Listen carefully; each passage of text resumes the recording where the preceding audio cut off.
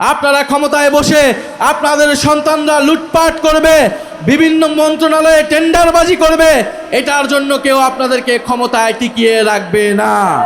তোমাদেরকে ভোট দিয়ে ক্ষমতায় বসানো হয়েছে দুর্নীতি এবং লুটপাট করার জন্য নয়, জনগণের নিত্য প্রয়োজনীয় দ্রব্য যাতে সরবরাহ করতে পারো, তেল গ্যাস যাতে সরবরাহ করতে পারো, সেজন্য তোমাদেরকে ক্ষমতায় বসানো হয়েছে। ফলে এই সরকার জনগণের সরকার না, এই সরকার হচ্ছে বড় বড় দুর্নীতি মাফিয়া ব্যবসায়ীদের সরকারে পরিণত হয়েছে।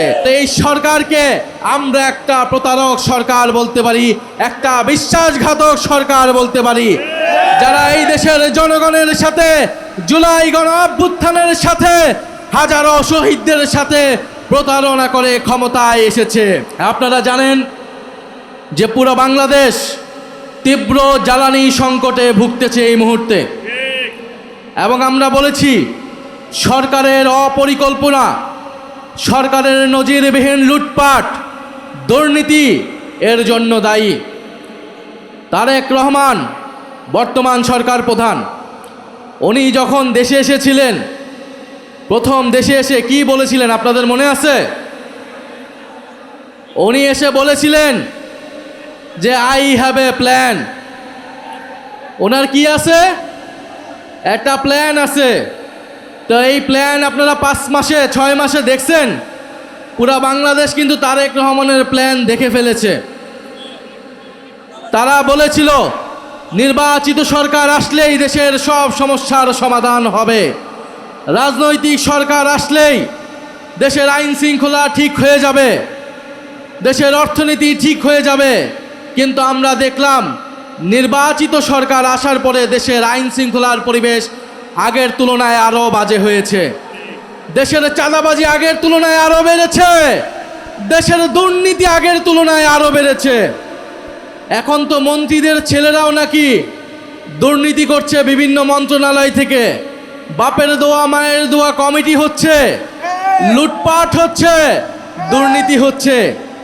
ফলে এই সরকার অব্যবস্থাপনা এবং অপরিকল্পনার কারণে আজকে তেলের দাম, গ্যাসের দাম, চালের দাম, সবজির দাম সব কিছুই বৃদ্ধি পাচ্ছে।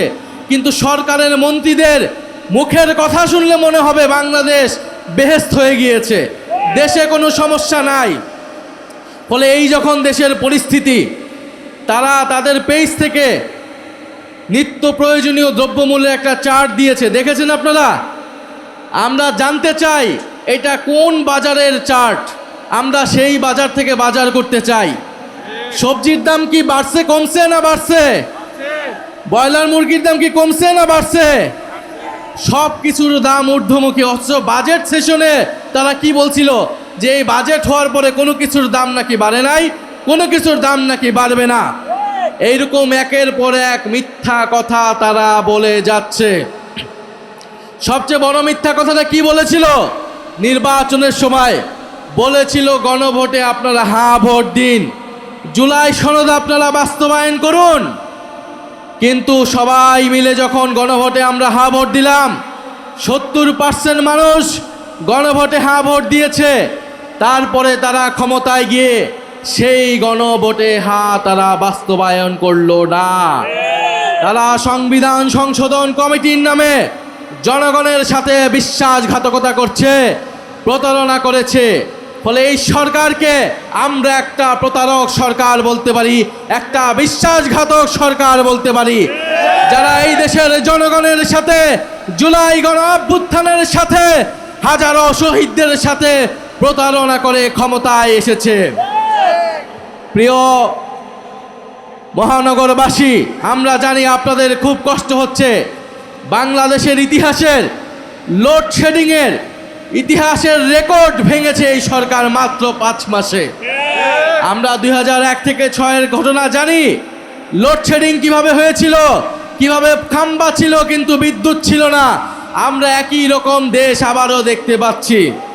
দেশে বিদ্যুৎ নাই, গ্যাস নাই, জ্বালানি নাই, গ্যাসের দাম বাড়ানো হয়েছে, তেলের দাম বাড়ানো হয়েছে, ভুতুরে বিল আসছে। বিদ্যুৎ একদিকে নাই, অন্যদিকে ভুতুরে বিল আসছে সকলের বাসায়। এই হচ্ছে দেশের পরিস্থিতি। তখন আমরা দেখতে পাচ্ছি যে তেলকে বেসরকারীকরণ করা হচ্ছে।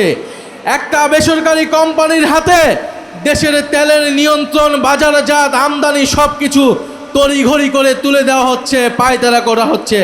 ফলে এই সরকার জনগণের সরকার না, এই সরকার হচ্ছে বড় বড় দুর্নীতি মাফিয়া ব্যবসায়ীদের সরকারে পরিণত হয়েছে। যাদের টাকা নিয়ে তারা নির্বাচন করেছিল, এখন তাদের হাতে দেশের সম্পদকে তুলে দিচ্ছে।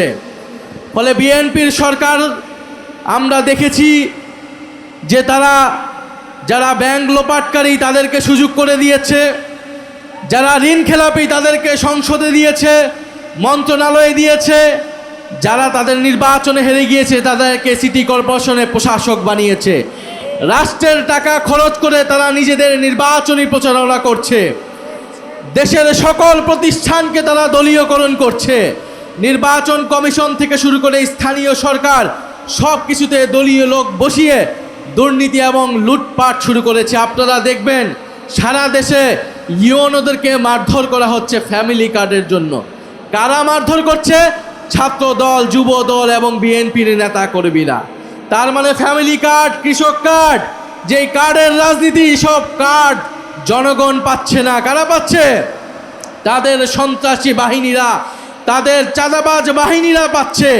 এবং সেটার জন্য প্রশাসকদেরকে তারা চাপ দিচ্ছে, ইউনো ডিসিদেরকে তারা চাপ দিচ্ছে, তারা মারধর করছে।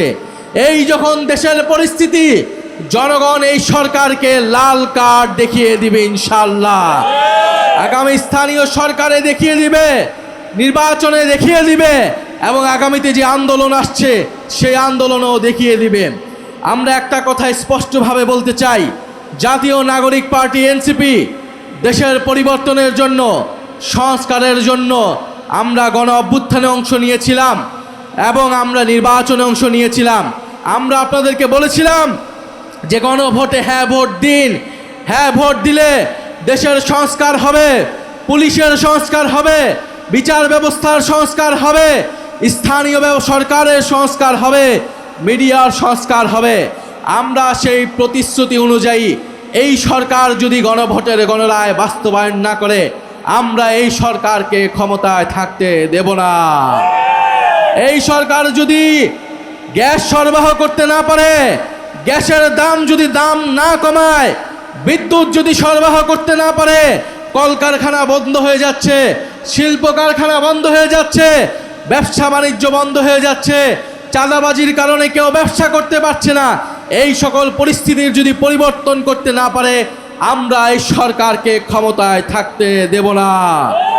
তোমাদেরকে ভোট দিয়ে ক্ষমতায় বসানো হয়েছে দুর্নীতি এবং লুটপাট করার জন্য নয়, জনগণের নিত্য প্রয়োজনীয় দ্রব্য যাতে সরবরাহ করতে পারো, তেল গ্যাস যাতে সরবরাহ করতে পারো, সেজন্য তোমাদেরকে ক্ষমতায় বসানো হয়েছে। আপনারা ক্ষমতায় বসে আপনাদের সন্তানরা লুটপাট করবে, বিভিন্ন মন্ত্রণালয়ে টেন্ডারবাজি করবে, এটার জন্য কেউ আপনাদেরকে ক্ষমতায় টিকিয়ে রাখবে না। ফলে নগরবাসী এখনো ধৈর্যের পরীক্ষা দিচ্ছে। যাত্রাবাড়িতে কি কারেন্ট থাকে না নাই? যাত্রাবাড়িতে কারেন্ট থাকে না, যাত্রাবাড়িতে গ্যাস থাকে না। আমরা জানি এই যাত্রাবাড়ি গণ অভ্যুত্থানের অন্যতম হটস্পট ছিল।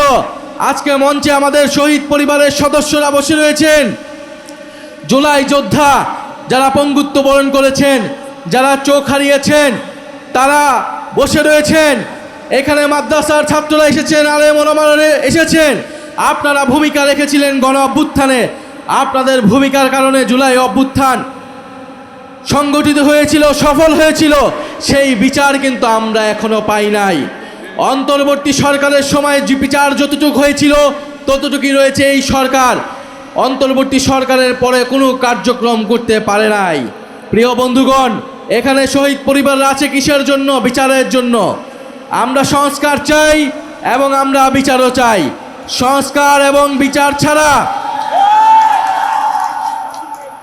আমরা সংস্কার এবং বিচার ছাড়া আমরা এই সরকারের কোনো ম্যান্ডেট নাই আমরা মনে করি। 5ই আগস্ট আপনারা দেখেছেন যে দিল্লিতে একটা প্রেস ব্রিফিং হয়েছে। খুনি শেখ হাসিনা সরকার একটা প্রেস ব্রিফিং করে বাংলাদেশের সার্বভৌমত্বের বিরুদ্ধে দিল্লি অবস্থান নিয়েছে। কিন্তু আমরা দেখতে পেলাম তারেক রহমানের সরকার এর কোনো জবাবদিহিতা নিশ্চিত করতে পারে নাই। এবং যদি জবাবদিহিতা নিশ্চিত করতে না পারে তাহলে তারেক রহমানের ভারত সফর কোনোভাবেই এদেশের জনগণ মেনে নেবে না।